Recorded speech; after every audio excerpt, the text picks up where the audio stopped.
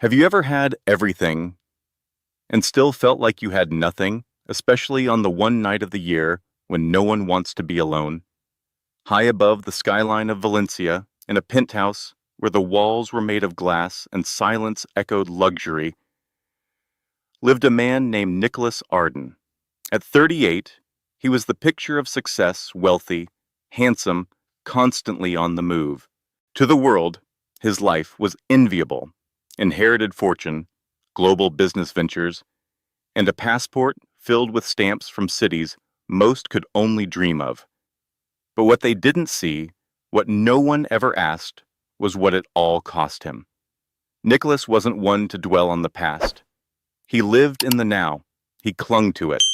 Fine wine, loud laughter, in dimly lit restaurants, exclusive invitations, and the glittering blur of first-class escapism. This was his rhythm, his shield. Love, family, holidays, all overrated, he would say with a casual smirk. Christmas, in particular, made him cynical. To him, it was a season wrapped in performance people, pretending to be kinder, warmer, happier than they were the rest of the year. He had long since traded tradition for snow-covered parties in the Alps in the company of Ethan Wolfe, his closest friend and longest-running tradition. Every year, like clockwork, they vanished to Montvale. Just the two of them. No expectations, no sentimentality. Until this year. That morning, sunlight spilled into the apartment as Nicholas sat lazily on his balcony, flipping through a travel magazine with the kind of detachment only someone truly bored could master. His assistant approached quietly. "Mr. Arden, your flight to Montvale is booked. Christmas Eve departure. As always, would you like to review the details?" Nicholas barely looked up. A nod was enough.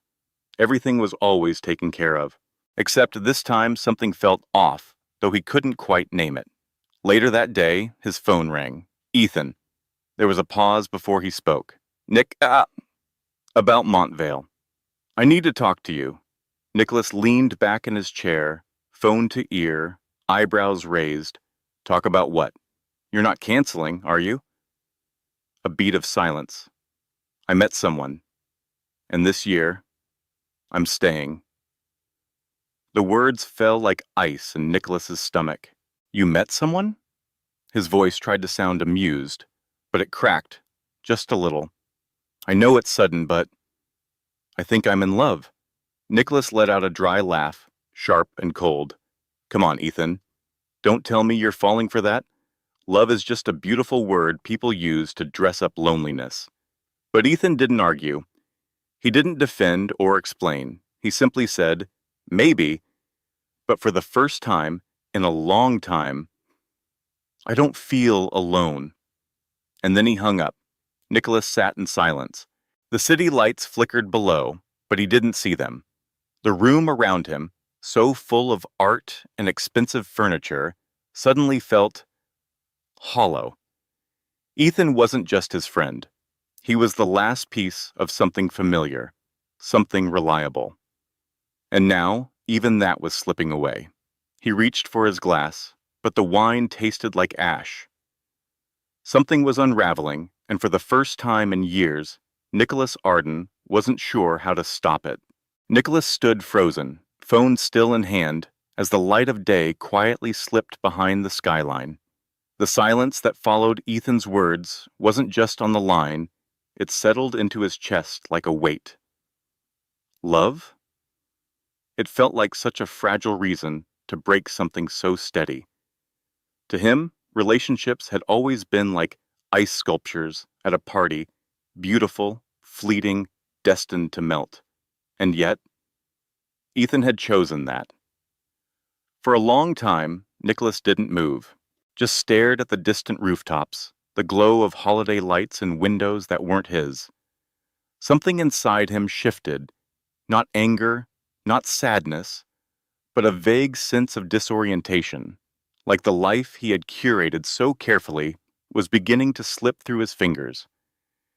In the days that followed, he tried to act As if nothing had changed, he reached out to other friends, hoping to fill the now empty space in his Montvale plan.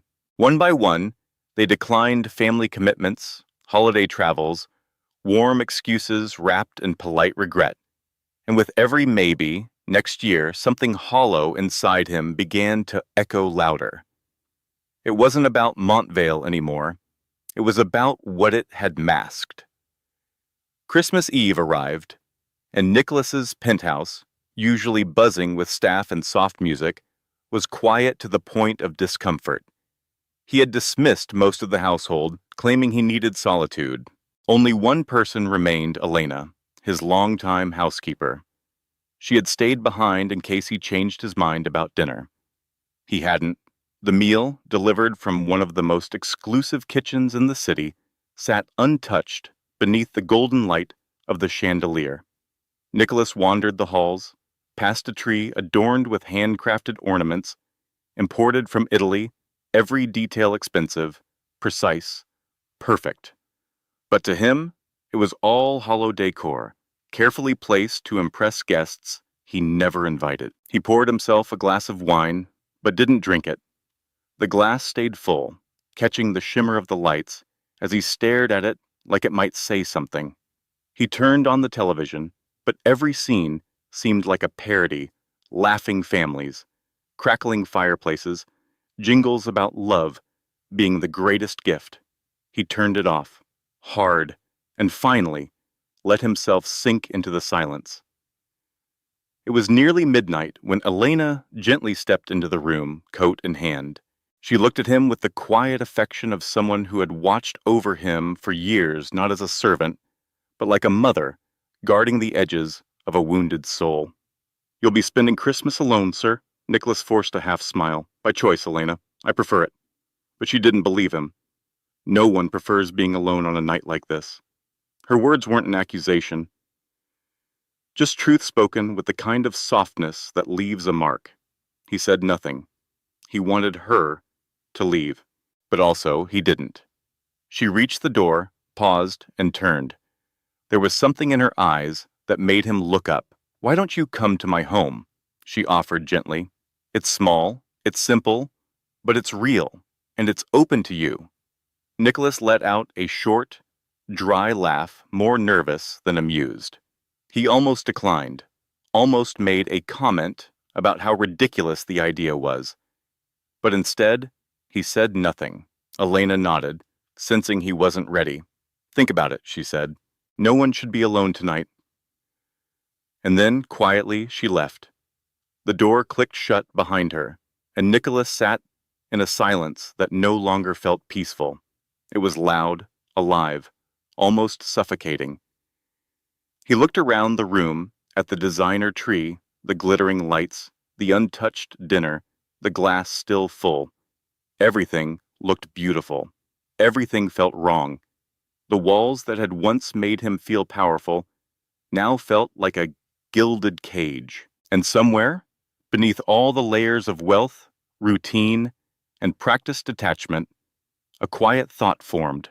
What if I said yes? The fire crackled quietly, casting flickering shadows against the marble walls. The scent of the untouched gourmet meal still lingered in the air: truffle risotto, rosemary lamb, hand-folded pastries all laid out, like a performance with no one to applaud. Nicholas didn't touch a thing. It felt like a stage without a script, an empty theater where no one showed up. His eyes drifted toward the balcony.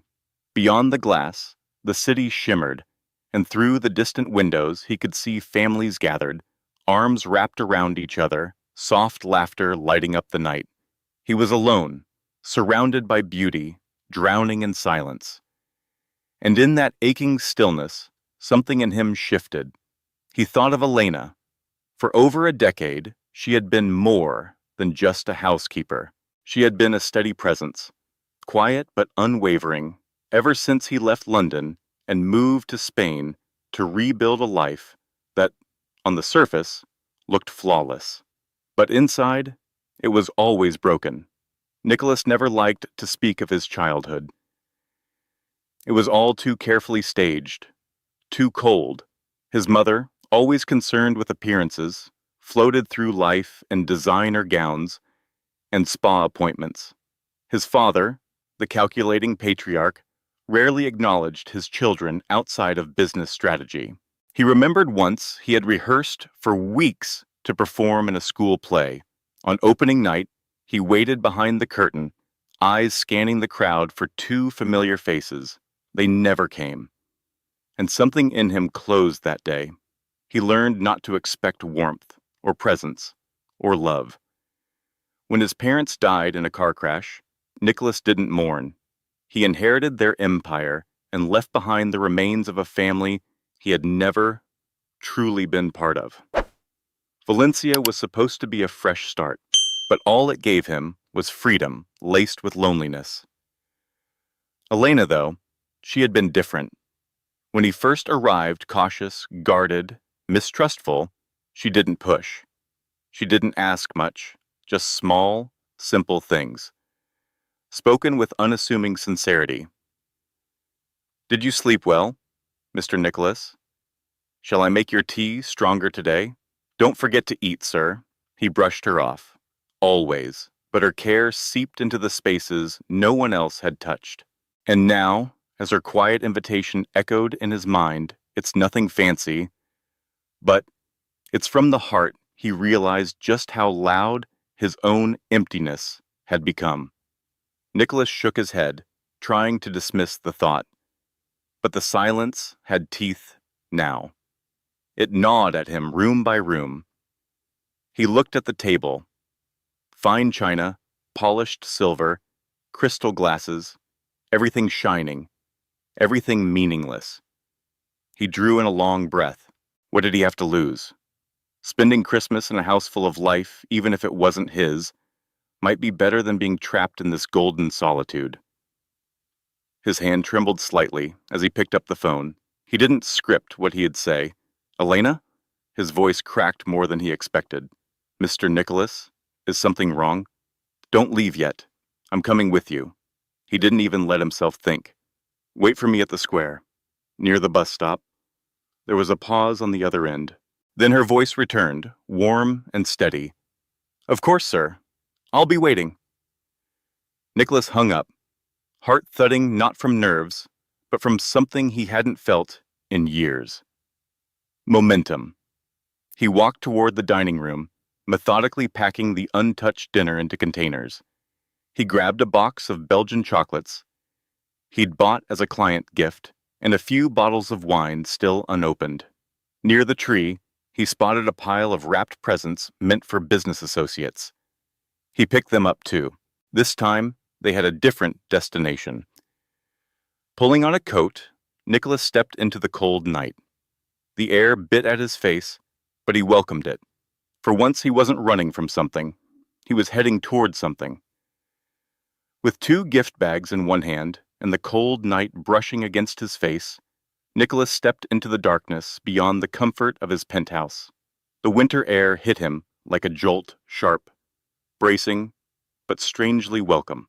For the first time in a long while, he felt awake.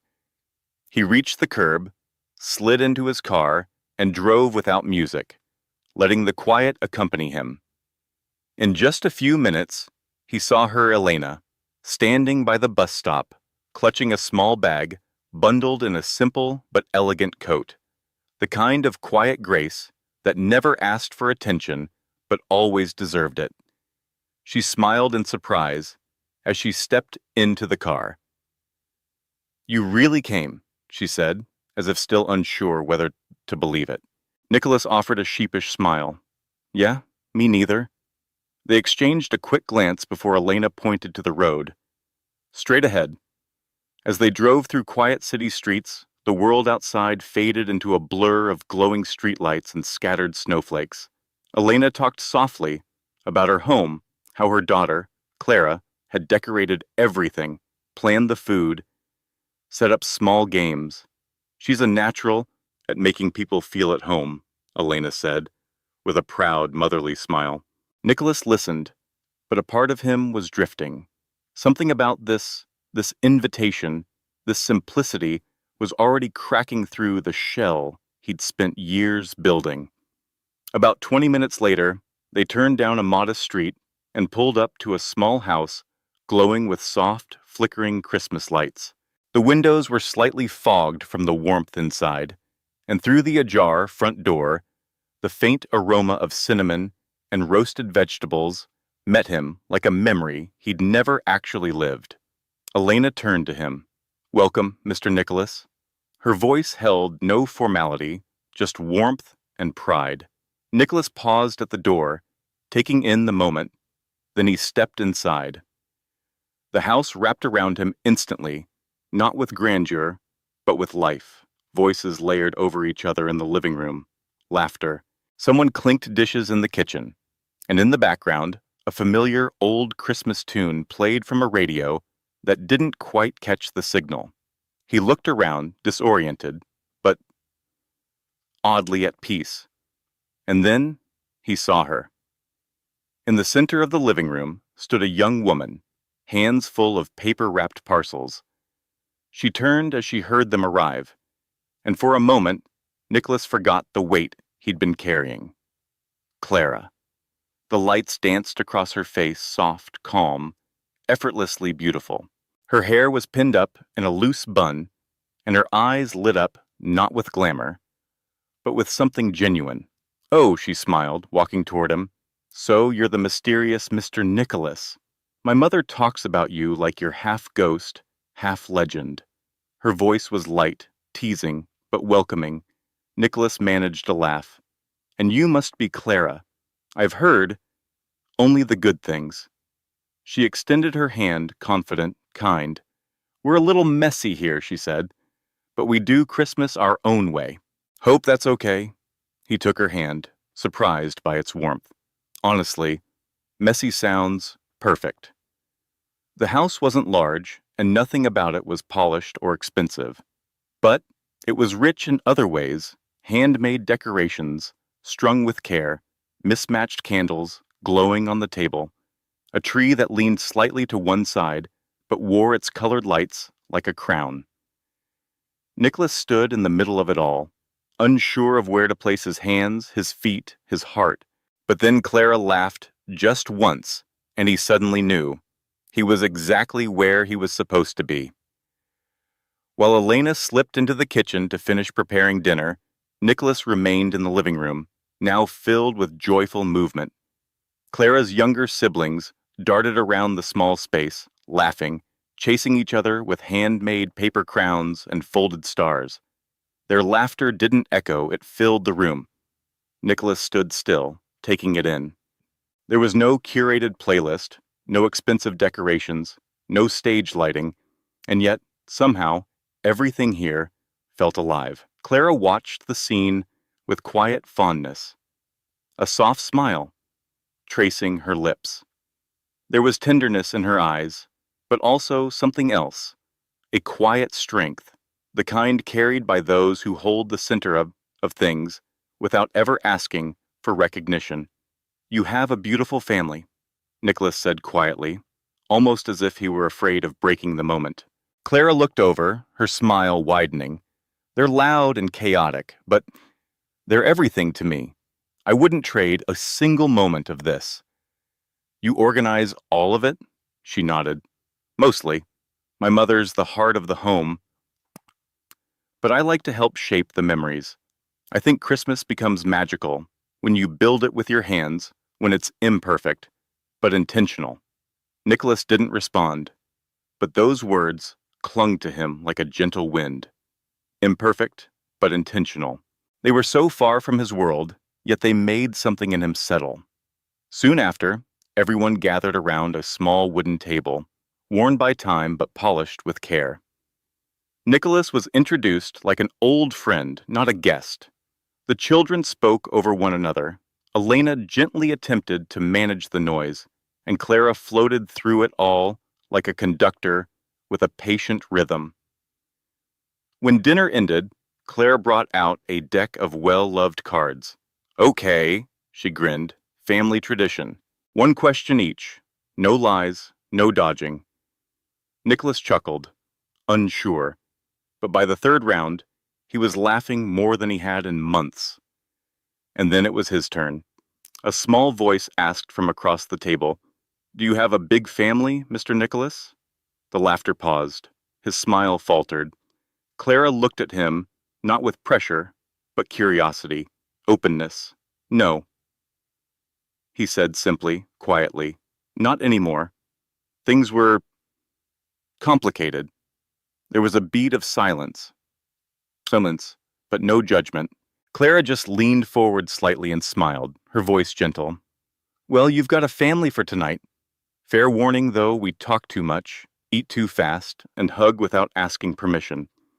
Everyone laughed again, and something in Nicholas's chest softened like a tight knot slowly coming undone. When it came time for gifts, there were no glossy bows or gold-foiled paper, just packages wrapped in newspaper comics and brown bags with scribbled names. But what they lacked in style, they overflowed in meaning. Nicholas shyly handed the chocolates he'd brought to the children. Their wide-eyed gratitude made him feel oddly proud, as if he had given more than he thought he could. He offered Clara a small box, one he'd originally intended for a business partner. Inside was a simple bookmark with an engraved phrase, "Always believe in your dreams." She read the message, then looked at him with sincere surprise. "You couldn't have known, but I love books. Looks like my mom might have let something slip." He laughed, suddenly self-conscious. "Honestly, it was just a guess, but I hope you like it." "I do," she said softly, "because you gave it without expecting anything." Later, as the night quieted, Clara reached for a guitar resting in the corner. She strummed softly, the melody threading through the hum of the heater, the faint clinks from the kitchen, the slow breathing of sleeping children. Her voice wasn't showy, it was honest, each note carrying something unspoken, something you didn't just hear, but felt. Nicholas sat back, mesmerized, not just by the music, but by her, how someone so unguarded could still be so strong. Eventually, even Elena went to rest, leaving just the two of them by the glow of the tree. They sat on a worn sofa, a quiet settling over them like a shared blanket. "You look surprised," Claire said after a moment. Nicholas glanced over. "I am," he admitted. "I didn't know something this simple could feel this right." She didn't say anything. She just smiled. And in that silence, Nicholas realized it wasn't the mansion he missed. It was this, the feeling of being welcomed, seen, and perhaps for the first time in a very long while, wanted. A quiet pause lingered between them. "At what?" Nicholas asked softly, eyes still on Clara. "At all this," she replied, her voice barely above a whisper. "As if you didn't expect something so simple to feel so good." Nicholas chuckled, but there was no joy in it, just an echo of disbelief wrapped in melancholy. "You're right, I didn't." He glanced down at the glass of water he was holding, then back at her. "My life has always been about more places, more parties, more noise, but too much of everything somehow ends up feeling like nothing." Clara tilted her head gently. "Because excess doesn't fill you," she said. He stared at her, genuinely surprised by how deeply she seemed to understand. "No," he admitted quietly, "it doesn't." She didn't push further. She didn't need to. Instead, she let the silence return, not the kind that felt awkward, but the kind that made space for healing. "What about you?" Nicholas asked, shifting the focus. "Don't you ever miss more? All those things I thought were essential?" Clara's response was simple, almost startling in its clarity. "I have everything I need, my family, my dreams, my belief that good things still happen to those who seek them." Nicholas didn't speak for a long moment. There was a peace in the room that no designer curtain or curated soundtrack could replicate. For the first time in years, what he felt wasn't admiration or gratitude or even attraction. It was connection, the kind that doesn't announce itself with fireworks, but moves gently beneath the surface like the tide. Outside, the city lights were dimming as the world began to sleep, but inside that small, quiet living room, something tender was waking up. The Christmas tree still glowed, soft and patient.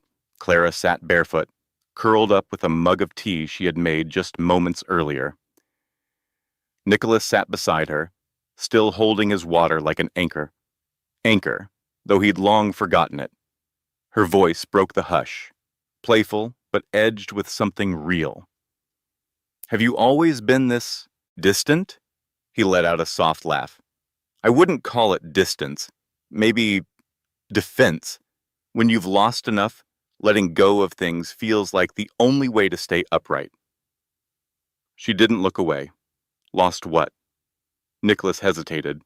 The words were heavy, but for once, they didn't scare him. "My parents weren't affectionate. They weren't around. When they died, I didn't feel grief. Just emptiness. Like losing a routine, not love. I think, after that, I stopped trying." Clara's gaze softened. "Swamisha, that must have been hard." He looked away not because he didn't want her to see, but because no one had ever said that to him before, and it struck deeper than he expected. "And you?" he asked, his voice low. "Have you always been this hopeful?" She smiled with a breath of laughter. "Not always, but growing up with very little teaches you how much the small things matter. My mother worked herself to the bone just to make us feel seen, even when we had almost nothing. I think that kind of love builds something in you, something that doesn't break easily." Nicholas looked at her, then not the way someone looks when they're curious, but the way someone looks when they've found something they didn't know they were searching for. "You're different," he said, his voice full of quiet admiration, in the best way. Clara blushed slightly, lowering her eyes, but she didn't move away. The minutes turned to hours without them noticing. They spoke about everything and nothing about Clara's dream of teaching in underserved communities, about Nicholas's travels, about the strange beauty of beginnings disguised as endings. And then, just as the sky outside began to pale with morning light, Clara yawned, covering her mouth with one hand. "It's so late," she whispered. "Or early." Nicholas smiled. "If it's up to me, we won't sleep at all." He leaned in slightly, not out of impulse, but out of something slower, something real. And for the first time in a long time, he wasn't afraid of being seen. Clara stood, brushing down the creases in her blouse, her body language gentle but purposeful. "I really need to get some sleep," she said, stifling a yawn. "Tomorrow, well, today we've still got a lot to prepare for lunch. If I show up sleepy, my mother will stage a rebellion." Nicholas stood with her, his heart quietly sinking. He didn't want the night to end. "Clara," he began, his voice softer than he intended. He hesitated, unsure if he should say what had been pressing on his mind. "I know this is unexpected, but would you have dinner with me tomorrow night? Just the two of us, after everything's settled." She looked at him, caught off guard not by the invitation, but perhaps by the sincerity in his eyes. There was no agenda, no performance, just a man asking for more time. "I'll think about it," she replied, smiling gently. "Let's see how the day goes."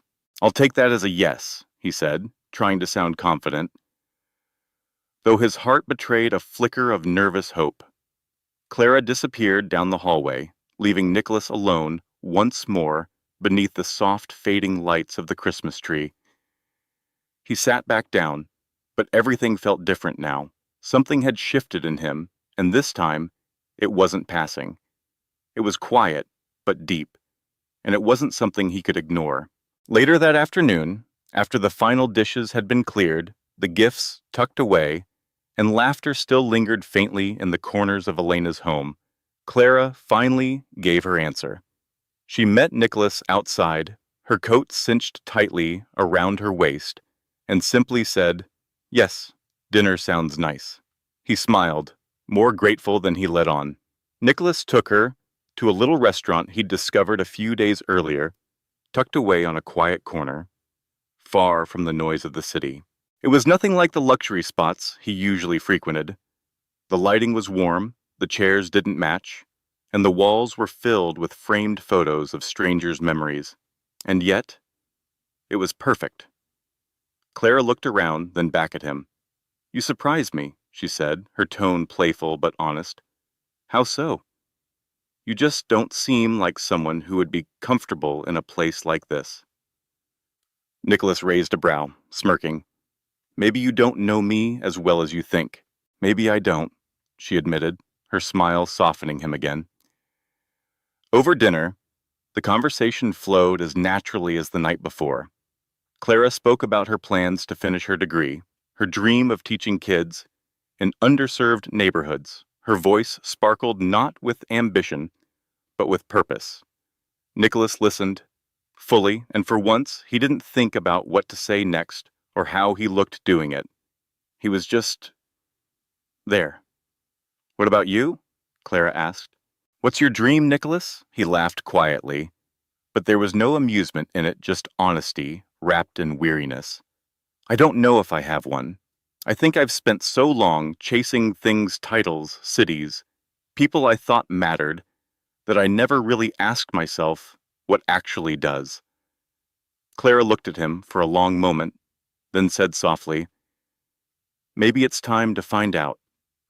After he walked her home that evening, Nicholas didn't leave right away. He stood by his car, watching the faint glow in her window. Something inside him was trembling, not with fear, but with recognition. He realized he'd been searching for something his whole life, belonging, but no wealth, no trip, no applause had ever made him feel the way Clara's presence did. When he returned to his penthouse that night, the place didn't feel like it used to. The furniture, the art, even the view, it all felt like a beautiful hotel he no longer wanted to check into. He stood in front of the Christmas tree, still standing, still lit, and thought about her. Her smile, her voice, the way she saw through him without needing to pry. For the first time in his adult life, Nicholas felt that maybe, just maybe, something real was beginning. The days after Christmas felt like a quiet rebirth. Nicholas started visiting Elena's home more often, sometimes with chocolates for the kids, sometimes with flowers, sometimes with nothing but a reasonless urge to be near. He didn't need to be invited anymore, and strangely, he didn't need to explain why. Nicholas found himself slipping into a rhythm he hadn't known he needed, visiting Elena's house, not as a guest, but as if it were the one place where his presence wasn't a performance. In that modest home, filled with laughter, clattering dishes, and mismatched chairs, he discovered a world where simplicity held more weight than status, and where affection wasn't measured by price tags. But it wasn't just the warm kitchen or the cozy living room that kept him coming back. It was Clara. There was something in her calm, unwavering kindness, in the way she listened without judgment and laughed without holding back, that pulled him in without force. He tried not to make it obvious, but Elena, who noticed everything without needing to ask, had started to see the truth behind his quiet visits. One evening, back at the penthouse, as she laid the table for a meal he wouldn't touch, she spoke without looking up. "You've been at my house a lot lately, Mr. Nicholas." He gave a small smile, almost bashful. "Maybe I've just realized I like it there more than here." She stopped what she was doing and turned to face him.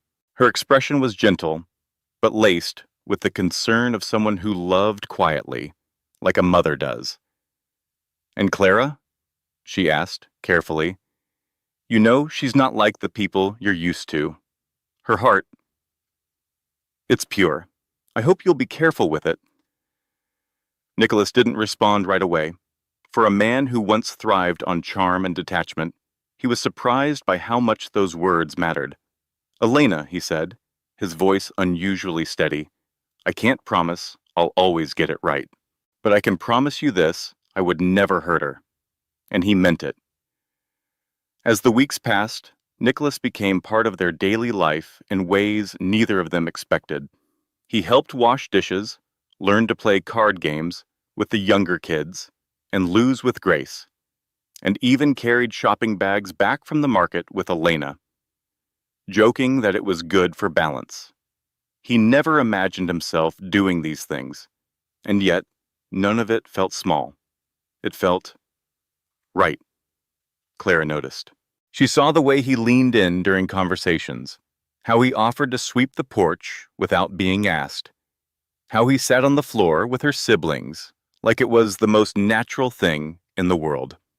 One evening, as they sat in the backyard under a string of flickering lights, she looked at him and smiled shyly. "You're not the same man I met on Christmas Eve," she said. He turned toward her, playful curiosity in his eyes. "Good different or bad different?" "Just different," she said, grinning, in a good way. He leaned in slightly, teasing. "Well then, I guess I still need to work on improving my reputation." Her smile lingered, but her voice softened. "What changed you, Nicholas?" He paused and for once didn't retreat into a joke. "You," he said simply, "you and your family. You showed me something I didn't know I was looking for, a home that isn't built with walls, but with love." Claire didn't speak, but her heart beat faster. She was beginning to feel something she couldn't ignore. But at the same time, she knew people don't change overnight. And love, if it's real, must learn to carry both the beauty and the weight of someone else's past. Inside the house, Elena watched through the kitchen window, her heart stirred by what she saw and what she feared. Later that evening, as Clara dried the last of the dishes, Elena approached gently. "Clara," she said, "can I ask you something?" "Of course, Mama." "You and Nicholas, is it serious?" Clara paused, eyes fixed on the dish towel in her hands. "I don't know. He makes me feel things I've never felt before. He's not who I thought he was." "But you're scared," Elena added, already knowing the answer. Clara nodded.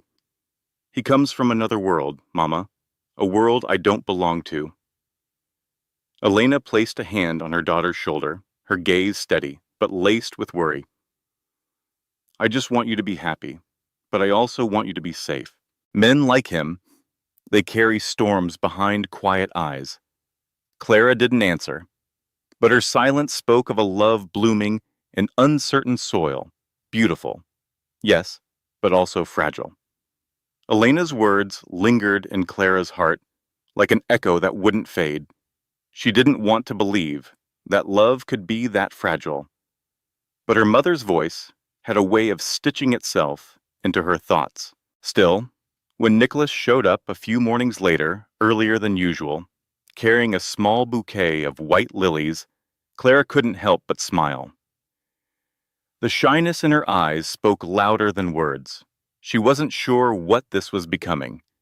She only knew that she wanted it to keep going. They took a quiet walk through the neighborhood, hands occasionally brushing as they shared stories about life, about dreams, about silly childhood memories and favorite books. Nicholas was quieter than usual, like he was gathering courage with every step. As they reached a small, peaceful square tucked between two streets, he stopped. "Clara," he said, his voice low, sincere, "I need to tell you something." She turned to him. "Say it." He looked at her, his gaze steady, vulnerable. "Since the moment I met you, everything has changed.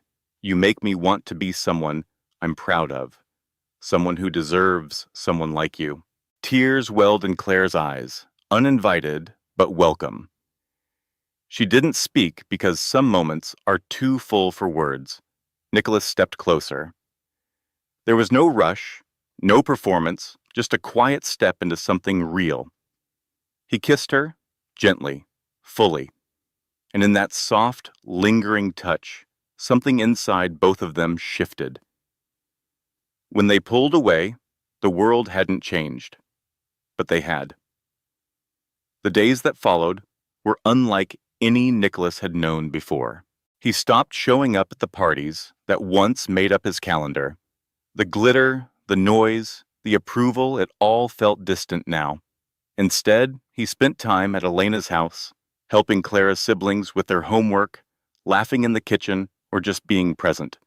He even began volunteering something no one in his world had expected from him. He organized a toy drive, spent afternoons handing out food, and one morning, Elena caught sight of him kneeling beside a child, helping with a math problem, and smiling with a patience she had never seen in him before.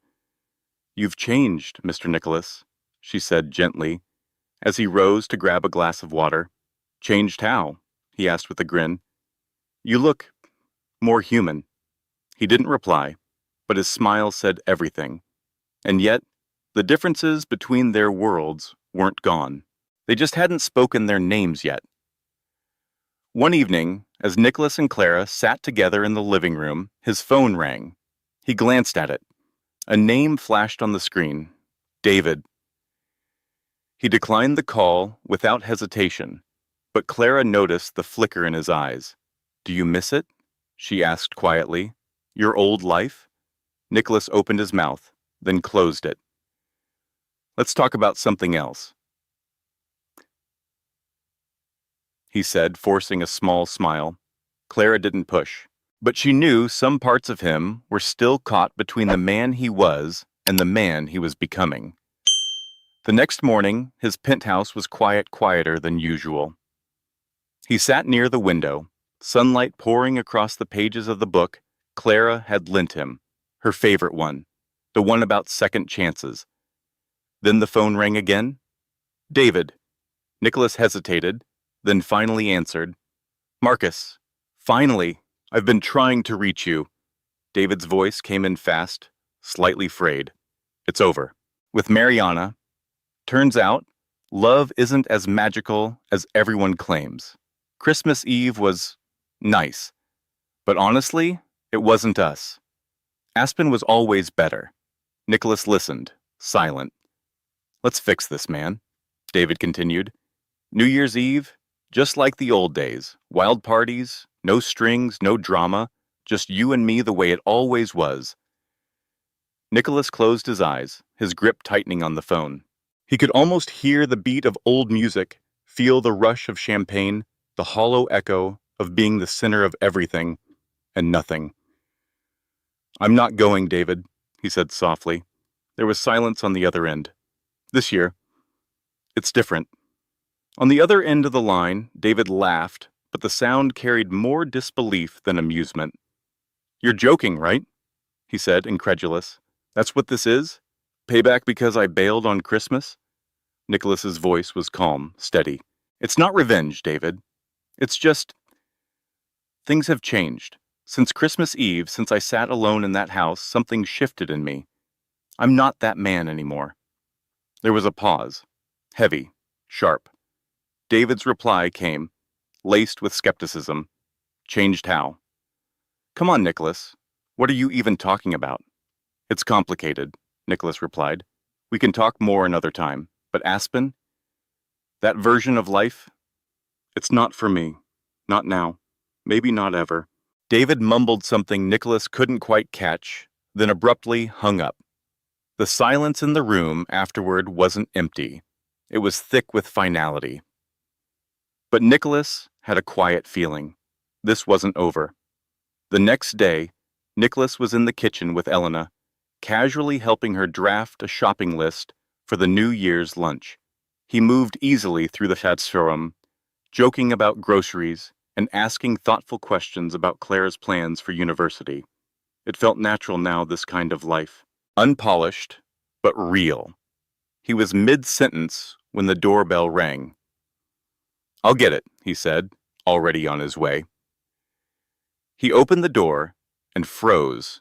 David, standing there in a crisp, tailored suit, holding that same impatient energy he always carried when things didn't go his way. David? Nicholas blinked, surprised. What are you doing here?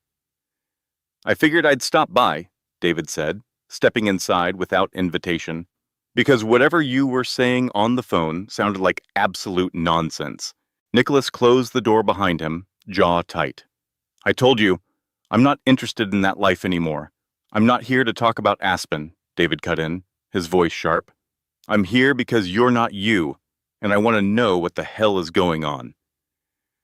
He looked Nicholas over, as if inspecting a stranger. Then a mocking chuckle escaped his lips. Wait, it's true, isn't it? What I heard the other day about you and your housekeeper's daughter, he scoffed. What did she do in a week that's got you playing the humble saint? Nicholas didn't answer. He didn't need to. His silence was enough. David shook his head, stunned. You're out of your mind. Do you even realize what you're doing? These kinds of women, Nick, they know how to wrap men like you around their fingers. You think this is love? This is a setup. You're being played. In the kitchen, Elena, who had returned to grab something from the cupboard, heard everything. Each word felt like a blade. These kinds of women? She sank into a chair at the table, her hands trembling. The pain wasn't just for herself. It was for Clara, for the innocence of her love being reduced to a scheme in someone else's narrative. She doesn't deserve this, she whispered, tears rising. Not like this. Back in the living room, Nicholas's jaw clenched. His hands curled into fists, trying to contain the anger rising inside him. He stepped closer, his voice cold and cutting. Enough, David. David blinked, caught off guard by the sudden edge in his friend's tone. You don't get to talk about Clara that way. Or Elena. You don't know them. You don't know what they've given me. I know enough to see what's happening, David fired back. You're blind, man. They're not your family. You're not one of them. Whatever this is, it's a fantasy. Nicholas didn't flinch. Then maybe I finally found one worth believing in. David opened his mouth to protest, but Nicholas raised a hand. I think it's time you left. Nicholas's gaze didn't waver. He stood tall, shoulders squared, watching as David reached for his coat with an exasperated sigh. You're making a mistake, David muttered as he headed for the door. And when you realize it, it might be too late. Nicholas didn't answer. He waited until the door clicked shut before letting out a long, tired breath. He knew David's words could plant seeds of doubt, but in his heart, there was no space left for fear, only the quiet, steady presence of something real. He walked back into the kitchen and found Elena sitting at the table, her hands folded, her eyes red and distant. You heard everything, didn't you? He asked gently. She gave a small nod, unable to meet his gaze. Nicholas pulled out a chair and sat beside her, slowly taking her hands into his. Elena, he said softly, I would never hurt Clara. Never. She's the best thing that's ever happened to me. There was a long silence before she spoke. But what if he's right? She whispered, her voice cracking. You come from a different world, Nicholas.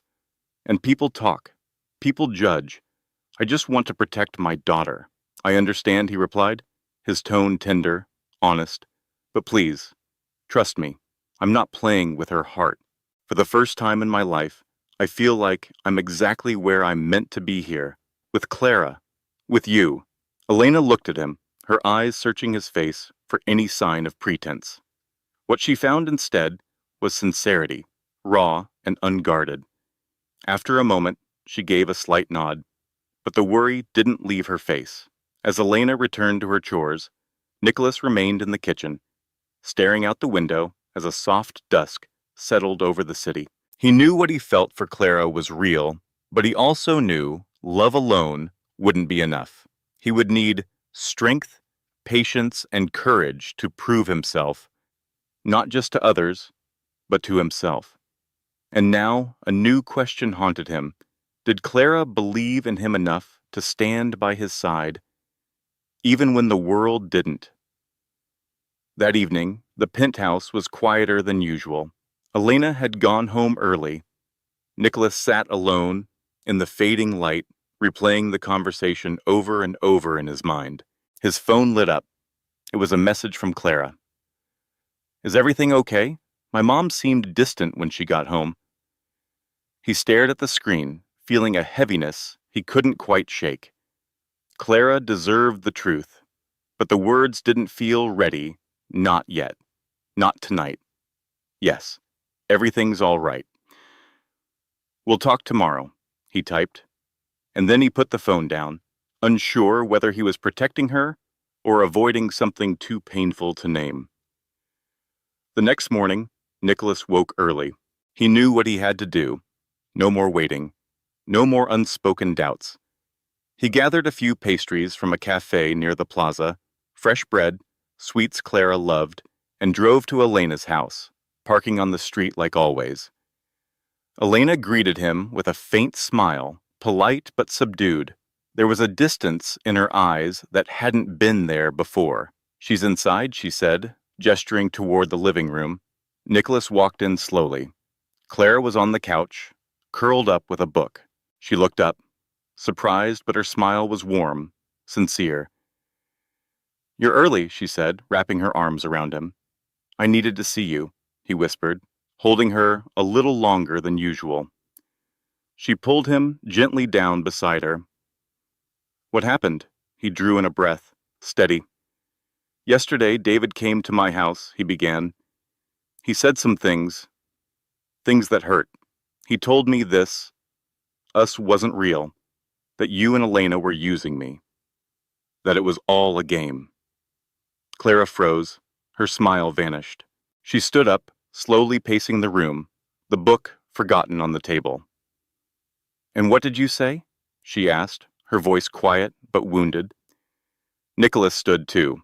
His voice was firm, unwavering. "I told him he was wrong, that I trust you more than I've ever trusted anyone." Clara turned to face him, her eyes filled with disbelief, pain, and something else. Hope. "I'm glad you told me," she said softly. "I needed to," Nicholas replied. "Because even if I know it isn't true, I know how words like his can spread. I don't want silence between us. Not now. Not ever." Clara sat down beside Nicholas, her eyes brimming with tears. Her voice trembled, but her words were clear. "Do you know what hurts the most?" she asked softly. "It's not what he said. It's knowing that because of the world you come from, I'll always feel like I have to prove that I'm good enough, that what I feel for you is real." Nicholas took her hands, gently, holding them like something fragile and sacred. He met her eyes, without flinching.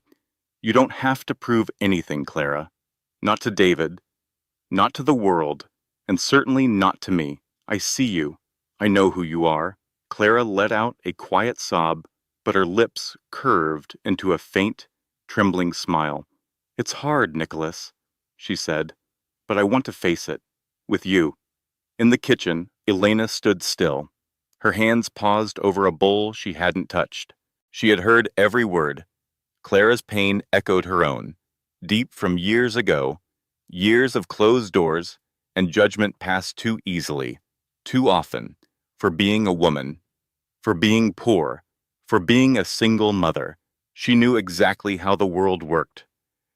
When Nicholas entered the kitchen moments later, Elena wiped her hands on her apron, masking her thoughts, but not well enough. "Rosa," he began, using her name with the gentle familiarity she had come to recognize. "I need you to know. I would never hurt Clara. Ever." She looked at him, weary but steady. "It's not just you," she said quietly. "It's what you represent. Your world. I'm afraid her love for you will ask too much of her things she shouldn't have to carry. The world isn't fair to girls like Clara. It never has been." Nicholas felt the truth of her words settle heavy in his chest. "I understand," he said. "But since I met Clara, everything's different. She's given meaning to a life that used to feel like decoration without soul. She's made me want to be someone new, someone better. Not for the world, for her. Elena studied him for a long moment. Her silence was careful, intentional. "I believe you," she said at last. "But real change doesn't come from declarations. It comes from who you are when no one's watching. If it's true, Clara will feel it. You won't have to convince her." Nicholas nodded, knowing she was right. The next day, New Year's Eve, he devoted himself completely to Clara and her family. He helped Elena cook, played games with the children, and when midnight came, he raised a glass in a small kitchen with mismatched plates and felt more at home than he ever had in any ballroom. But the outside world was not as gentle. Somewhere across the city, David, feeling abandoned and embarrassed, began to whisper, among their old social circle, among mutual friends. Soon those whispers became headlines. A gossip site published it first. Nicholas Arden, the elusive heir, dating his housekeeper's daughter? The comments were swift and brutal. Cruel, classist, condescending. When Clara saw it, her breath caught.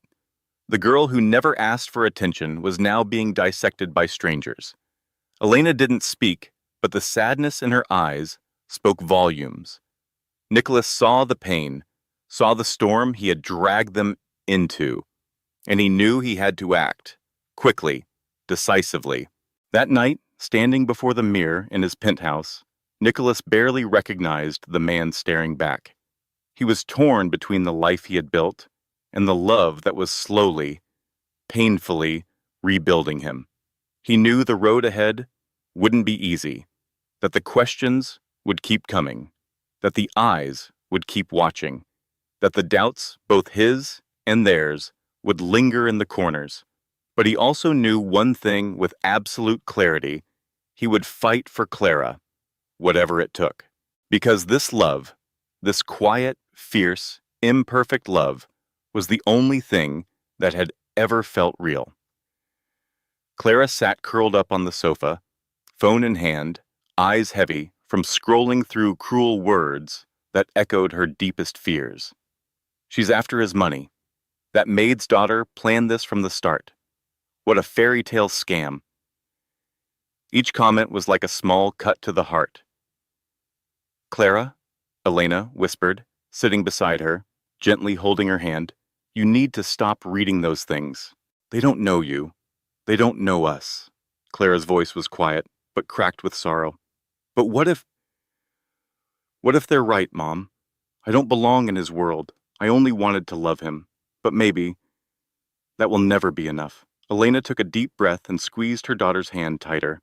"My love, what matters is how you feel, how he feels. If your love is real, it will survive this. All of it."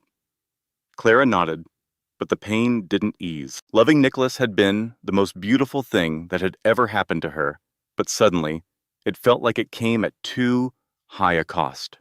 That night, Nicholas couldn't sleep. He sat alone in his office, haunted by the image of Clara's tear-stained face. He knew that none of this was her fault. It was the world he came from, the world that demanded appearances, that measured love by pedigree, not by soul. And so, he made a decision. He picked up his phone, opened the camera, and pressed record. "Good evening," he began, his voice low, unwavering. "I'm Nicholas Arden, and this is a video I never thought I'd need to make." He paused, breathed in. "These last few days, there's been a lot said about me, and about Clara, the woman I love. So, I'm here, not to defend her, but to tell the truth. Our truth." He looked into the camera with open eyes, no script, no mask. "I met Clara on Christmas Eve. I was alone in my home, alone in my life, really, when her mother, Elena, who's worked with me for years, invited me to spend the evening with her family. I said yes. And it was the best decision I have ever made. In that little house, with no glitter, no luxury, just laughter, food, music, I found something I didn't know I was missing: real love." He leaned forward, his voice soft but steady. "Clara is not with me for money or status. She's with me because she saw the man I could be before I even saw it myself, and I love her for that. I love her for who she is." He ended the video with a small, sincere smile. If you've ever truly loved someone, I ask you to share this, because love is the most precious thing we have, and I will not let cruelty, or class, or noise from the outside world take that away. He posted the video just before dawn. He didn't expect much, maybe a few words of support, a handful of kind voices and a storm of criticism. But when morning came, something happened that Nicholas hadn't prepared for. The video went viral. Millions watched. Thousands commented. Not with hate, but with hope. Love like this is rare. They're beautiful together. This world needs more of this kind of courage. We believe in them. Clara woke to a phone overflowing with messages. Confused, she opened the video, and by the end of it, she was in tears. Elena sat beside her, watching quietly. For the first time, she saw Nicholas not as the wealthy man from another world, but as someone who had chosen her daughter and was willing to fight for her, no matter the cost. From that day forward, everything began to shift. The suspicious looks on the street turned to smiles. Words of doubt were replaced with encouragement. And Nicholas? He began changing everything. He sold the mansion, the beautiful prison he had once called home, and moved into a smaller, sunlit apartment full of laughter and life. He started investing in social initiatives, many of them led by Clara. Together, they launched a program offering free education to children in underprivileged neighborhoods, a dream Clara had nurtured quietly for years. Nicholas didn't just change his lifestyle. He changed his values. And Elena? She watched him with quiet awe. Her heart had been cautious, but day by day she saw it. He was no longer the man who once hid behind wealth and charm. He had become someone real, someone she could trust, someone Clara could love freely. Time passed gently, like a breeze softening the edges of winter. In their small, sunlit apartment, life had found its rhythm. Elena still came by to help from time to time, always with the same quiet care, watching over Nicholas like a mother, though she never said it aloud. He never asked, and she never stopped. A few months later, with love growing deeper each day, Nicholas planned a small celebration. The apartment was filled with familiar laughter. Clara, Elena, her siblings, friends who had become family. After dinner, as the plates were cleared and music hummed in the background, Nicholas stood up and asked for a moment. He looked at Clara, his gaze steady, full of meaning. "A few months ago I was lost," he began, his voice soft but clear. "I thought I had everything: wealth, success, freedom. But the truth is, I had nothing." He walked toward her slowly, never looking away. "Then I met you, and you showed me what love really is, what family means, what happiness feels like."